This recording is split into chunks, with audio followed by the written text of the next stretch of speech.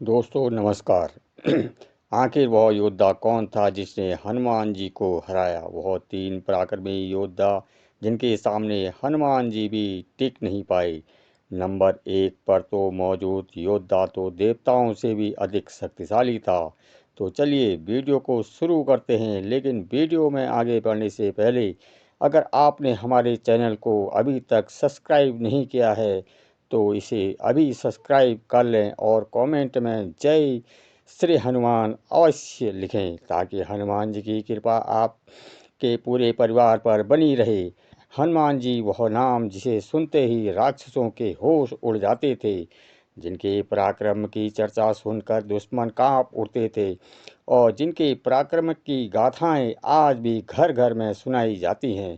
कहा जाता है शिव जी के अंशावतार महाबली हनुमान जी को हराना असंभव था, लेकिन क्या आप जानते हैं कि इतिहास में कुछ ऐसे पल आए जब हनुमान जी को भी झुकना पड़ा? क्या यह सच में उनकी हार थी या फिर किसी गहरी रणनीति का हिस्सा? क्या हनुमान जी ने अपनी इच्छा से पराजय स्वीकार की थी? और सबसे बड़ा सवाल कि आखिर कौन थे वह तीन योद्धा जिन्होंने हनुमान जी को हराया, जिनकी वीरता, सामर्थ्य और चालाकी इतने प्रबल निकले कि स्वयं हनुमान जी को भी उनके आगे झुकना पड़ा।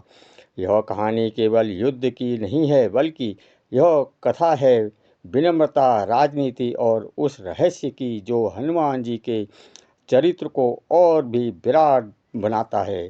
तो चलिए जानते हैं उन तीन अद्वित योद्धाओं के बारे में जिन्होंने हनुमान जी को हराया और असंभव को संभव कर दिखाया। नंबर तीन पर हैं लव और कुश।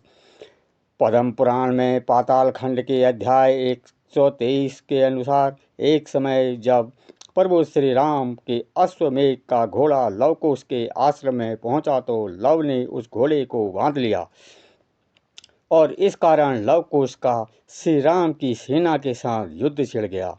कहते हैं उस युद्ध के दौरान कुश और शत्रुघ्न जी का आपस में मुकाबला हुआ था और उस समय कुश ने अपने बाणों द्वारा शत्रुघ्न जी को पराजित कर उन्हें मूर्छित कर दिया था।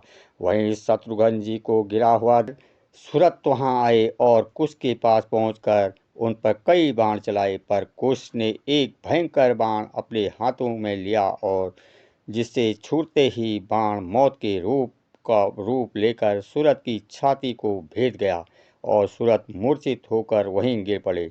सूरत के गिरने पर कुश को विजय प्राप्त हुई, लेकिन पवन पुत्र हनुमान जी एक विशाल वृक्ष उखाड़ लिया और उस वृक्ष को कुश की छाती पर दे मारा।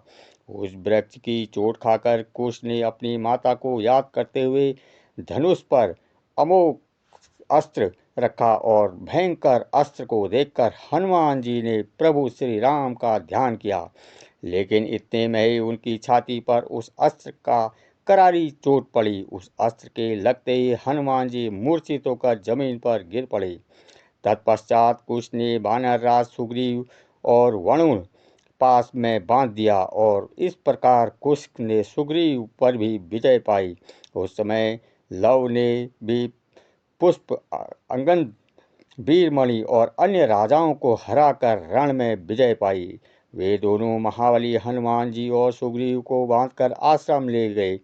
जैसे ही वह दोनों आश्रम पहुँचे तो वहाँ देवी सीता ने हनुमान जी और वानरराज सुग्रीव को पहचान लिया और उन्हें छोड़ देने की आज्ञा देते हुए बोली, पुत्रों, यह दोनों बड़े वीर और महाबलवान हैं। यह वीर हनुमान जी हैं जिन्होंने रावण की पूरी लंका को भस्म कर दिया था। फिर माँ सीता ने कहा, पुत्रों, तुमने महान अश्व को पकड़ा है, उनके वीरों को मार गिराया है और इन दोनों कपीश्वर को भी बांध लिया है। यह सब अच्छा नहीं हुआ। वीरों, तुम नहीं जानते कि यह तुम्हारे पिता का ही घोड़ा है। जाओ, इस अश्व को भी खोल दो और दोनों वीरों को छोड़ दो। और उसके बाद भगवान श्री राम और लव कुश की भेंट भी हुई थी।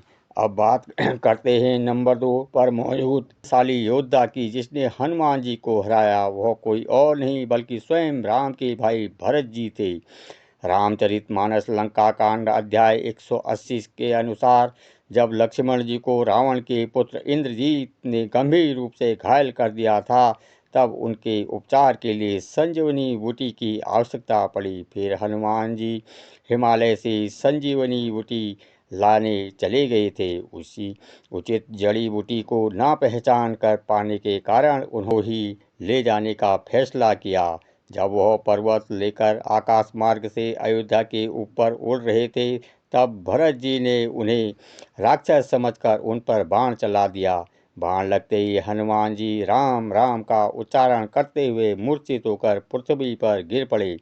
राम राम का नाम सुनकर भरत जी हनुमान जी के पास आए और हनुमान जी को जगाने का प्रयास किया, लेकिन इसके बाद भी वह नहीं जागे। यह देखकर भरत जी का मुख उदास हो गया और तभी वह मन से बोले, बड़े रघुनाथ जी मुझ पर प्रसन्न हो तो यह वानर पीड़ा से रहित हो जाए। यह वचन सुनते ही हनुमान जी श्री राम की जय करते हुए उठ बैठे। तब भरत जी ने हनुमान जी को हृदय से लगा लिया। इसके बाद हनुमान जी ने उन्हें सारा वृतांत सुनाया। इसके बाद भरत जी और भी ज़्यादा विचलित और दुखी हो गए और तब उन्हें बहुत बड़ा पश्चाताप हुआ। तब मन में धीरज धरकर भरत ने हनुमान जी से बोला, हनुमान, तुमको जाने में देरी होगी और सवेरे होते ही काम बिगड़ जाएगा, इसलिए आप पर्वत सहित मेरे बाण में चढ़ जाओ और मैं आपको वहां भेज दूंगा जहां पर श्री राम जी हैं।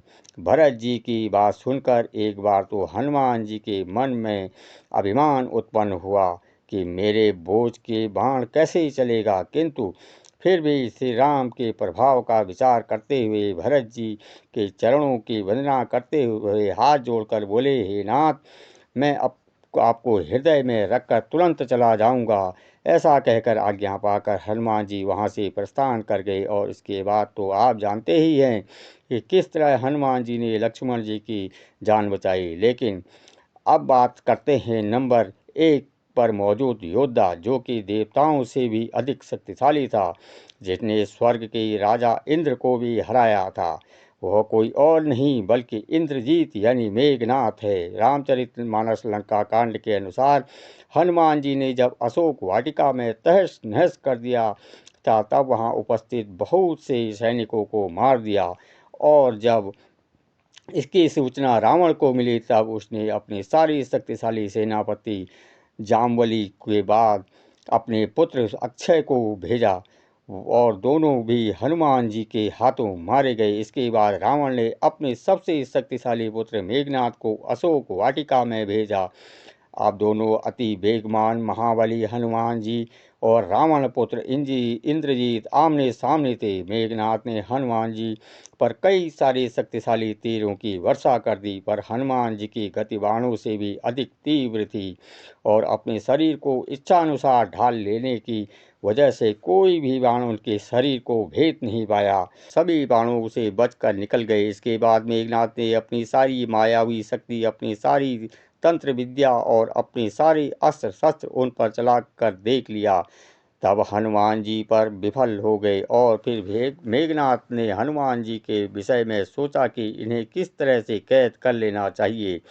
फिर तो मेघनाथ ने हनुमान जी को लक्ष्य कर अपने धनुष पर ब्रह्मा जी के द्वारा दिया हुआ ब्रह्मास्त्र का सहारा लिया और उस अस्त्र से हनुमान जी को बांध लिया। मेघनाथ द्वारा इस अस्त्र से बांधे हुए जाने के कारण हनुमान जी पृथ्वी पर गिर पड़े। उस ब्रह्मास्त्र को देखकर हनुमान जी को पितामह ब्रह्मा से मिले हुए वरदान की याद आ गई कि मेरे अस्त्र कभी भी तुम्हारे बाल भी बांका नहीं कर पाएगा। फिर हनुमान जी सोचने लगे कि मुझे भगवान ब्रह्मा जी ने सम्मान से इस अस्त्र से बचने का अनुसरण करना चाहिए। इसलिए हनुमान जी ने अपने आप को उस अस्त्र से बांध रखा।